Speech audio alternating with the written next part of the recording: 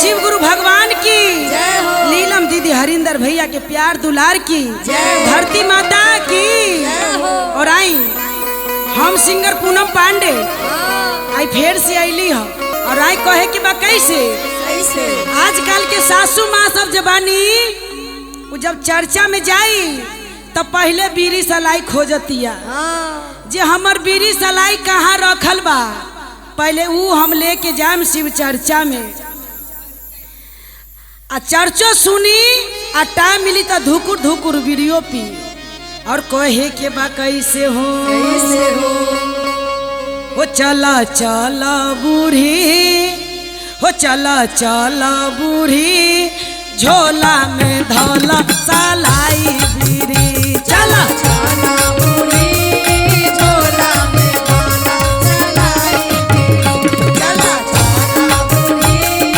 झोला में धोला सलाई बीरी चला चला बूढ़ी झोला में धोला सलाई बीरी चला चला बूढ़ी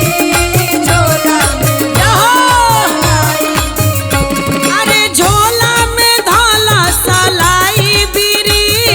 झोला में धोला सलाई बीरी अरे झोला में धोला सलाई बीरी चला चला बूढ़ी झोला में धोला सलाई बीरी चला जाओ जाओ क्या बात है हमर राजवा के जवाबे नहीं खे और सूरज के और इधर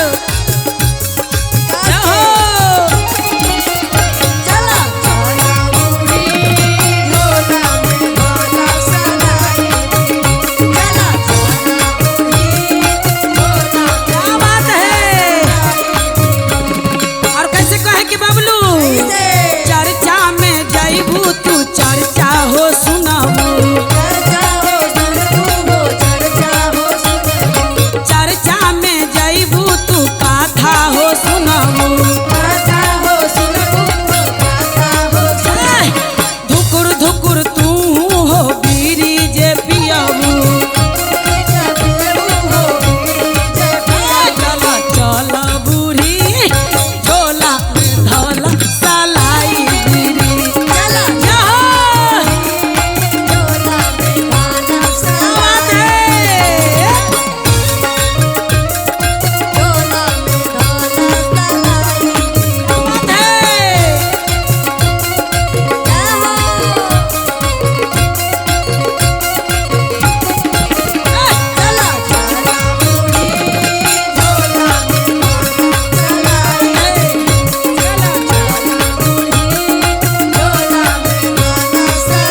और कैसे कहे कि कविता जी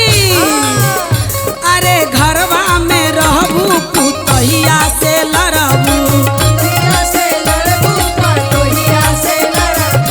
घरवा में रहबू पुतहिया से लड़बू अरे चर्चा में जईबू ज्ञान खूब पैबू अरे चर्चा में जईबू ज्ञान खूब पैबू चला चला बूढ़ी झोला में धोला सलाई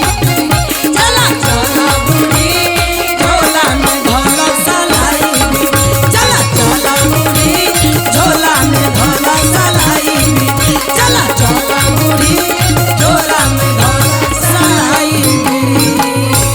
बोल सच्चे दरबार की जय हो।